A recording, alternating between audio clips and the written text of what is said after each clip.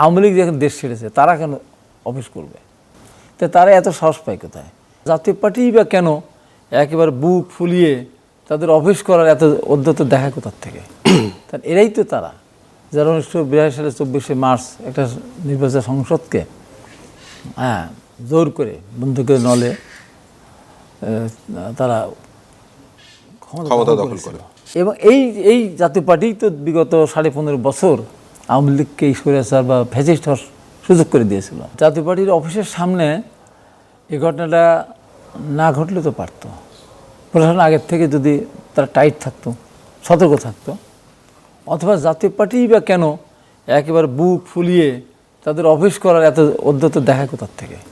কারণ এরাই তো তারা যারা 1982 সালে 24শে মার্চ একটা নির্বাচন সংসদকে জোর করে বন্দুকের নলে তারা ক্ষমতা দখল করে। সেই জাতীয় পার্টির আমলে আমি নিজে কতবার আহত হয়েছি, মার খেয়ে হাসপাতালে গেছি।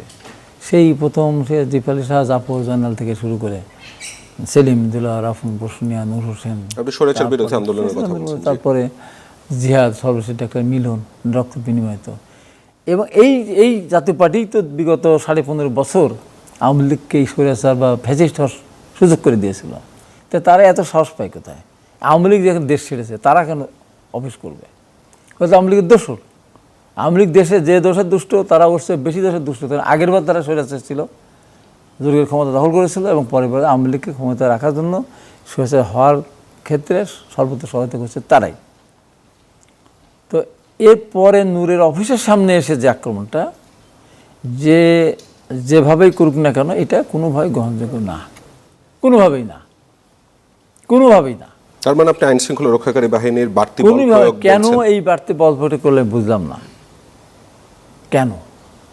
এই ব্যাপারটা আমার মনে হয় যে সরকারকে খতিয়ে দেখা দরকার আছে। উপরের কোন নির্দেশনা আছে কিনা সেটা আমি জানি না, যদি থাকে। স্বরাষ্ট্র মন্ত্রণালয় নাকি নির্দেশ দিয়েছে, সেটা বিভিন্নভাবে লোকমুখে বা এই যে সোশ্যাল মিডিয়াতে লোকমুখে এরকম কথা আসছে।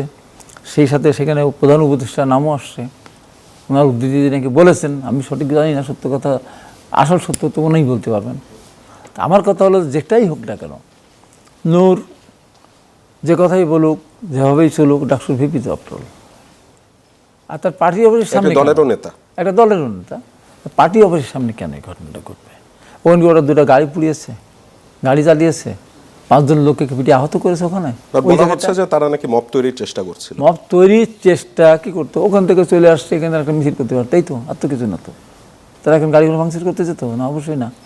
তো এই জন্য আমি বলি যে এটা অতিরিক্ত বাড়াবাড়ি। আমি বলবো এই বাড়াবাড়িতেও আওয়ামী লীগ সরকার করেছিল, করে তারা দেশ থেকে, ক্ষমতার থেকে দেশ থেকে বিতাড়িত হয়েছে। এরা আওয়ামী লীগকে কেউ কেউ বলেন যে আওয়ামী পুনর্বাসনের চেষ্টা হচ্ছে, তারই একটু অংশ এটি।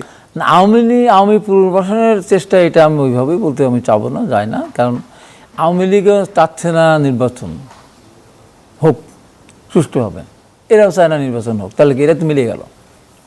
আজকে আওয়ামী লীগের চাওয়া যা, আজকে জামাত, চরমনাই, এনসিপি, নূরের চাও তো তাই।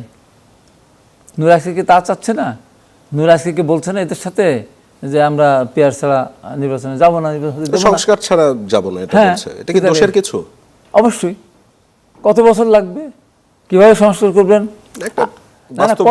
5 বছর একেবারে যে সব সংস্কার না, 5 মিনিমাম, ওরা যা চাচ্ছে মিনিমাম 10 বছর লাগবে। এই 10 বছরের ভিতরে আমি যখন প্রথমেই বলেছিলাম সরকারের পরপরে যে আপনারা অনতিবিলম্বে পুলিশে এসআই নিয়োগ দেন, এএসআই নিয়োগ দেন, সিপাহি নিয়োগ দেন, বিশেষ স্পেশাল বিসিএস এএসপি নিয়োগ দেন, ম্যাজিস্ট্রেট নিয়োগ দেন, তারপরে আপনার মুন্সিফ নিয়োগ দেন, এবং উচ্চ আদালতে নিয়োগ দেন।